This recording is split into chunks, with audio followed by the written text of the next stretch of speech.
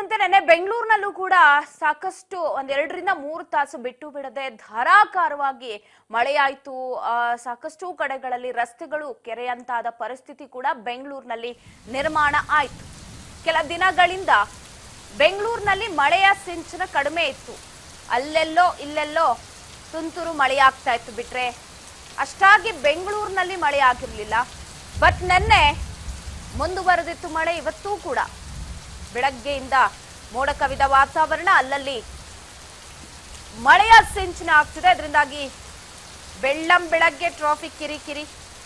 ಯಾಕಂದ್ರೆ ಕೆಲ್ಸಕ್ಕೆ ಹೋಗಬೇಕಾಗಿದೆ. 7 ಗಂಟೆಯಿಂದ ಕಾಲೇಜುಗಳಿಗೆ ಶಾಲೆಗಳಿಗೆ ಹೋಗೋರು, ಕೆಲಸ ಕಾರ್ಯಗಳಿಗೆ ಹೋಗೋರು ಎಲ್ಲರಿಗೂ ಕೂಡ ಶಾಕ್ ಅಂತಾನೆ ಹೇಳಬಹುದು. ವರುಣಾರ್ಭಟ ಬೆಳ್ಳಗ್ಗೆನೆ ಮುಂದುವರೆದಿದೆ. ಕೇರಳದ ಮಳೆಯ ಎಫೆಕ್ಟ್ ಕರ್ನಾಟಕಕ್ಕೂ ತಟ್ತಾ ಇದೆ.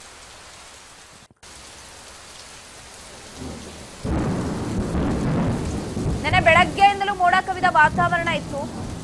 ಸಂಜೆಯ ವೇಳೆಗೆ ಒಂದಷ್ಟು ಕಡೆಗಳಲ್ಲಿ ಧಾರಾಕಾರ ಮಳೆಯಾಗಿದೆ.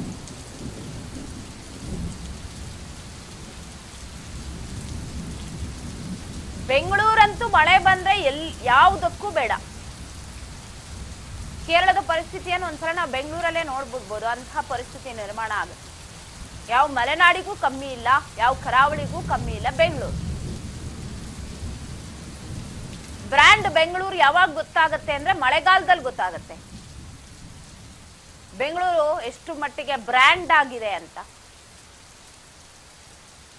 ನಿನ್ನೆ ಸಂಜೆ ಧಾರಾಕಾರ ಮಳೆಯಾಗಿದ್ದು ಇವತ್ತು ಬೆಳಿಗ್ಗೆ ಕೂಡ ಮಳೆ ಮುಂದುವರೆದಿದೆ. ಕೆಲಸಕ್ಕೆ ಶಾಲಾ ಕಾಲೇಜುಗಳಿಗೆ ಹೊರಟವರಿಗೆ ಶಾಕ್ ಉಂಟಾಗಿದೆ. ಬೆಂಗಳೂರಿನಲ್ಲಿ ನಿನ್ನೆ ಸಂಜೆಯಿಂದ ಧಾರಾಕಾರ ಮಳೆಯಾಗಿದ್ದು ಯಶವಂತಪುರ, ಮಲ್ಲೇಶ್ವರಂ, ವಸಂತನಗರ, ಮೆಜೆಸ್ಟಿಕ್, ಶಾಂತಿನಗರ ಸೇರಿದಂತೆ ನಾನಾ ಕಡೆಗಳಲ್ಲಿ ಮಳೆರಾಯ ಅಬ್ಬರಿಸಿ ಬೊಬ್ಬೆರೆದಿದ್ದ.